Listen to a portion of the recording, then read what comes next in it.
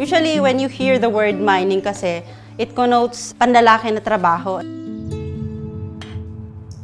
Culturally, they look at women as a vulnerable sector na hindi dapat pinatatrabaho ng mga mabibigat na trabaho. No, but dahil nga po doon sa perception, there is really an important role ng mga kababaihan sa minahan.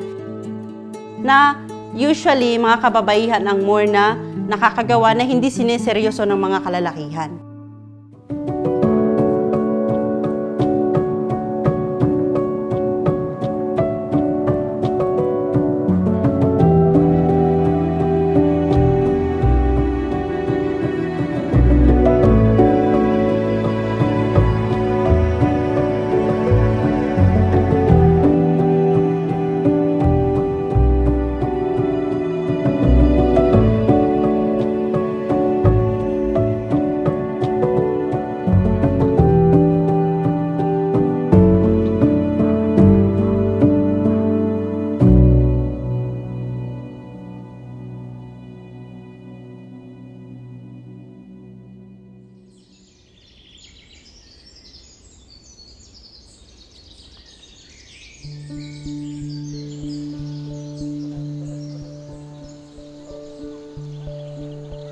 The artisanal and small-scale gold mining, or ASGM industry in the Philippines, is considered to be one of the most vulnerable and marginalized sectors in the country.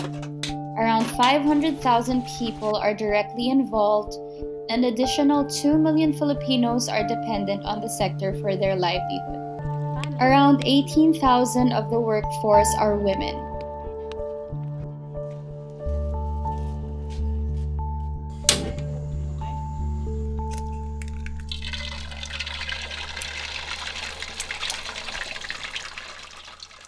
Siya ni Harriet Reyla, taga-Fidelis San Sagada. 51 years old, ada siya mga anak na. All wife keepers ak itikwa. Day before.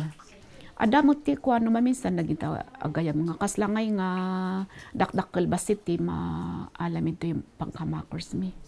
Ngam 2010 talaga nga nag-focus ak talaga nga agmakers. Ado mo lang gamin dagiti kakadwami idi nga may agmakmakers.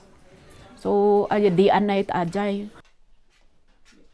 Kuto siya kadi wan agawirti anak ko.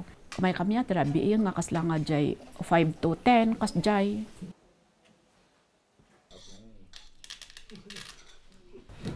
Siya ni Elisa Kawi. May isang maker dito yung barangay Pidilisan. Walo ti anak ko. Idi 2010 nagrugiak nga nagmaker. Tani lakay ko dati iso na nga agminminas ijay minasan. Ito no at that time ko no adag aware mapanak mat ag birok ijay baba parang sideline.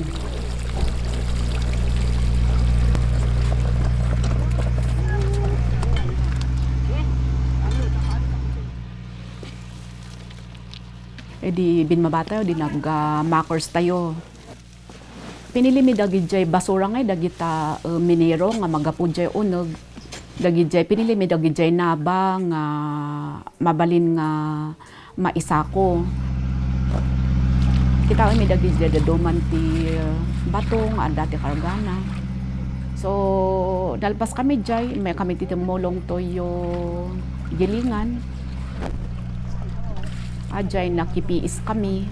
Iso ajay ikastada nga ag-process iti kwati gintot.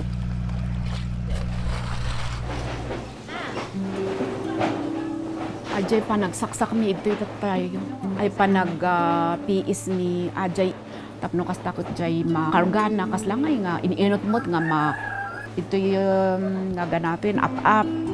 So ajay panag-isaksak ininayamot lang ajay tapno kas takot jay nasagat mot lang ijay up kas langay nga bumaba amin ijay drum.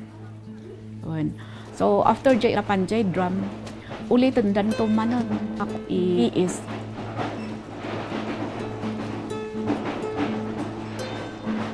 So, ang usually na role ng mga kababaihan sa manahan is yung mga low-paying na roles, yung mga auxiliary jobs, yung mga seasonal na ginagawa sa minahan.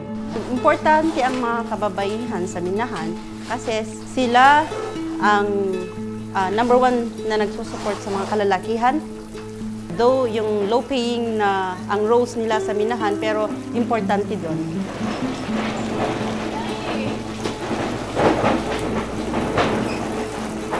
Mabalin siguro nga minero jay babae ita, dakol mo ti maitulong day jay processing plant. Kung jay agdegag jay mabalin nga babae ti amang ag-manage iti may sanga tunnel. Karkaron no bagi dati tunnel, babae mo't lang no talagang makibiyang mo't lang nga babae. Tayo to kumatap no patas nga jay ko ma babae kang lalaki, patas ko ma.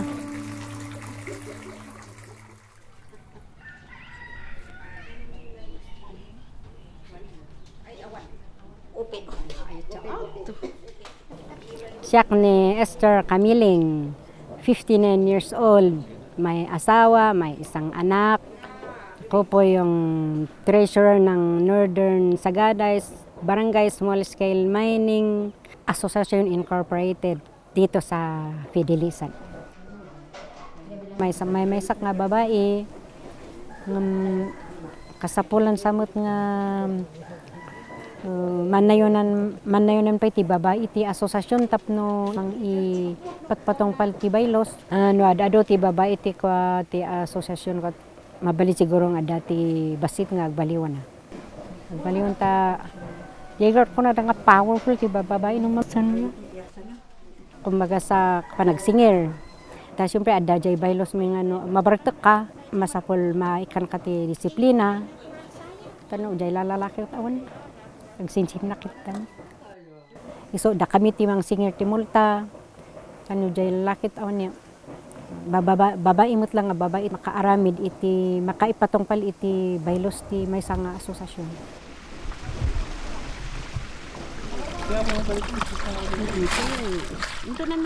Mga kababaihan kasi multitask niya.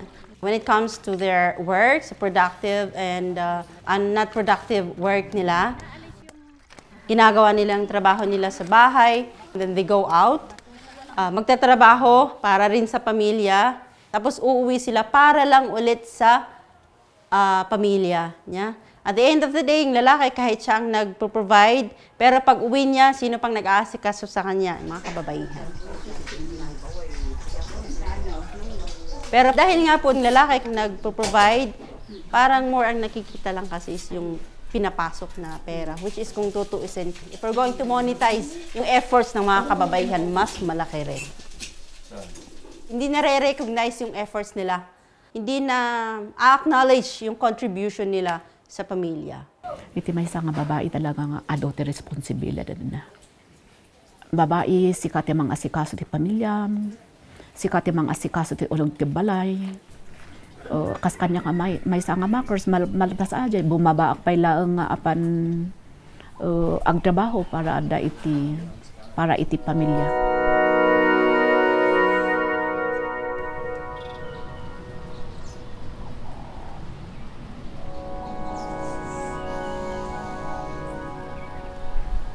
Undeterred by challenges, every day women miners are fearlessly occupying the mines and making their mark in small-scale gold mining.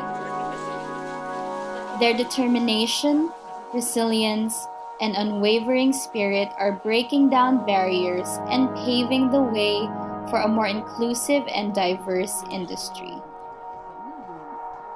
By challenging stereotypes and contributing significantly to the mining sector, these women are not only improving their own lives, but also inspiring positive change within their communities, proving that gender should never be a hindrance to success. Their remarkable efforts deserve celebration and support as they continue to shape a brighter and more equitable artisanal and small-scale gold mining. Kanyak ti babae nga biniro ko, tas lang kagalang-galang nga agtrabaho iti pamilya na. Ajay, mas lang dakil ti pamatik nga no kuha kumakot ti babae kan lalaki kan parehas. In terms of taray iti may isang asosasyon o na may isang grupo. Ti may isang babae nga minero kat dakil ti tulong na iti pamilya. Kung dakil mo lang ti maitulong da iti grupo ti minero. Definitely. Women leadership. Hindi lang naman kalalakihan ang pwedeng mag-lead. There are also women who possesses leadership skills. Yung contribution nila, malaking bagay sa pag-asenso ng samahan.